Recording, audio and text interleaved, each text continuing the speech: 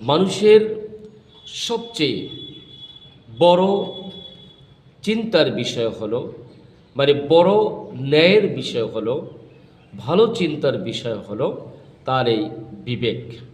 অর্থাৎ যদি সে বিবেক দ্বারা বিচার করে, যদি সে বিবেককে খাটিয়ে বিচার করে, যদি সে বিবেককে খাটিয়ে ভালো কিছু চিন্তা করে, তাহলে তার জন্য অন্য কোনো আদালত প্রয়োজন নেই।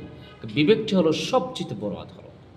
তা আসলে আমরা এই বিবেক দ্বারা চিন্তা করে প্রত্যেকটা কাজ করি।